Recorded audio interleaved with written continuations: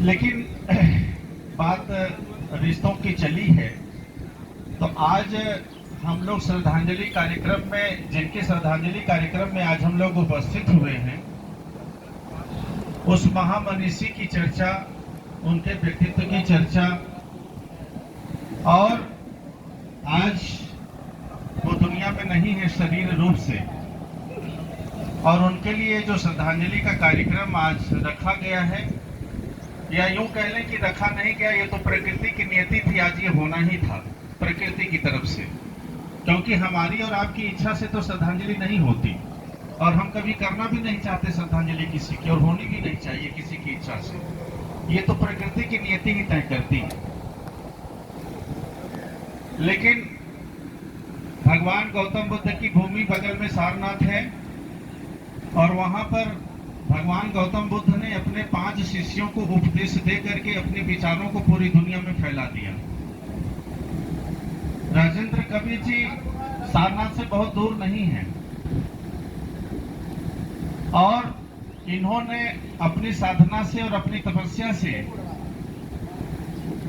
जिन जिन शिष्यों को कला की साधना में पैदा किया, उनको जन्म दिया इन्होंने, और वो कला और वो कलाकार आने वाले सदियों तक इनका नाम रोशन करते रहेंगे, और इनका नाम हमेशा जिंदा रहेगा। कलयुग में हम नाम के आधार की बात करते हैं, और कलयुग में नाम के ही अगर बात कर लें तो राजेंद्र कबीर जी, राजेंद्र का मतलब ही होता है कि इंद्रियों पर राज करने वाला जो होता है, इंद्रियों को जो जीतने वाला होता है, उसे राजेंद्र कहते हैं।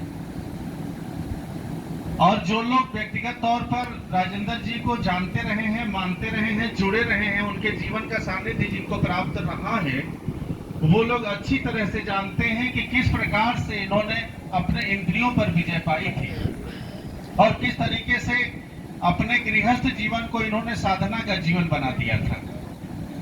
आज हम लोगों के सामने आदरणीय श्री राजेंद्र यादव जी, जो कि हम लोगों के पूज्य और समाज के अगुवा और समाज की एक अनमोल धरोहर, जिन्होंने लगभग 4 पीढ़ियों का मार्गदर्शन किया, आदरणीय स्वर्गीय रामधार यादव जी उर्फ नेताजी, उनके आत्म प्रतिनिधि श्री राजेंद्र यादव जी भी यहाँ पर बैठे हुए हैं। आपसे हमारी फोन पर लगातार बात होती रही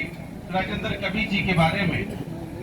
और राजेंद्र जी के साथ आपका जो रिश्ता रहा है, ये इतना अनमोल रहा है और इतना अंतरंग रहा है कि उसे शब्दों में पिरोना जरा मुश्किल है। उसे भावों में तो पिरोया जा सकता है, लेकिन शब्दों में नहीं पिरोया जा सकता, और भाव को शब्द नहीं होते, और शब्द कभी कभी जो है भाव से परे हो जाते हैं, और भाव कभी शब्द से परे हो जाता है। ऐसे रिश्ते इनके रहे हैं, और आज वो दुनिया में नहीं है। तो एक राजेंद्र जब दूसरे राजेंद्र को देखता है, और दोनों का नाम जब एक ही होता है, और कहते हैं कि कलयुग में नाम ही आधार होता है, तो वो जो आत्म स्थिति है, जब हम स्थित हो जाते हैं एक दूसरे की आत्मा के साथ, शरीर से परे जब हो जाता है रिश्ता, तो कैसा महसूस होता होगा। और आज राजेंद्र जी का जो कुटुंब है, जो परिवार है यहाँ पर, और जितने लोग यहाँ पर बैठे हुए हैं, और परिवार के लोग, गांव के लोग, आसपास के लोग, शुभेच्छु, रिश्तेदार, ये सारे लोग आकर के अपनी श्रद्धांजलि दे रहे हैं। लोगों का आना शुरू हुआ है, देर रात तक लोग आते रहेंगे, श्रद्धांजलि चलती रहेगी, और अपने अपने हिसाब से लोग अपनी भावांजलि देते रहेंगे। लेकिन महसूस करने की बात यह है कि कहते हैं कि प्रकृति की नियति सब कुछ पहले से निर्धारित करके रखी होती है।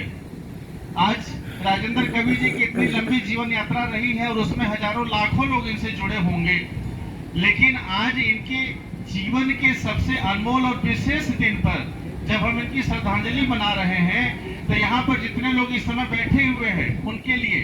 और जो लोग अभी आएंगे, तो ये वो लोग हैं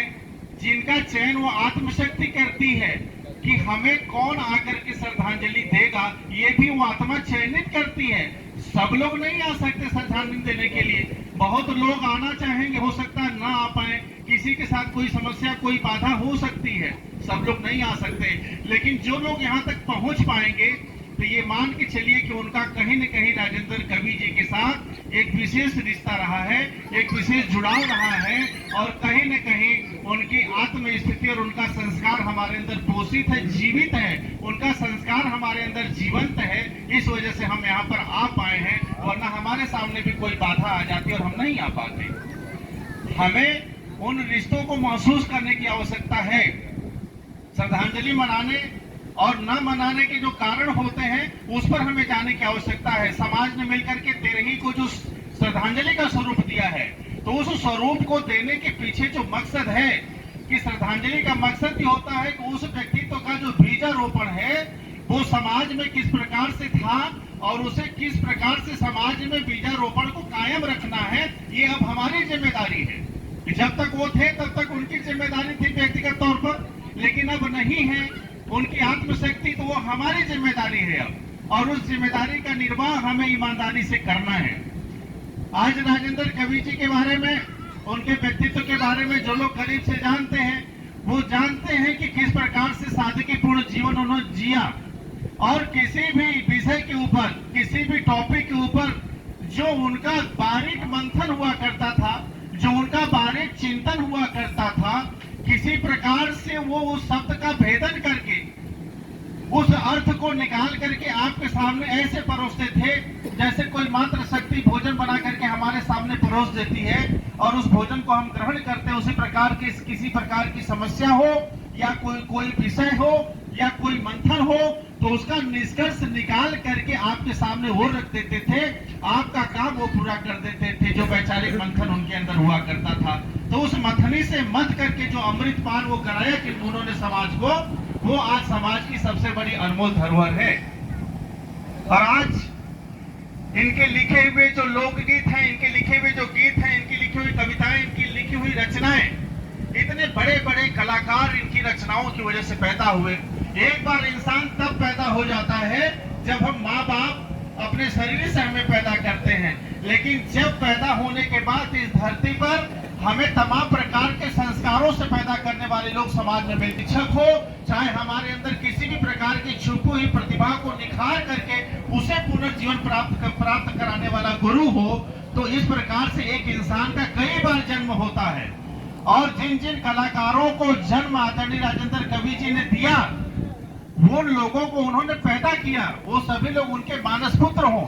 चाहे बनारस की सरजमी रही हो, पूर्वांचल की बिहार की रही हो, अलग अलग राज्यों में इनके द्वारा पैदा किए गए कलाकार और कवि आज नाम रोशन कर रहे हैं। कुछ बड़े नाम हुआ करते थे, पंडित परशुराम जी को कौन नहीं जानता बलिया की धरती से,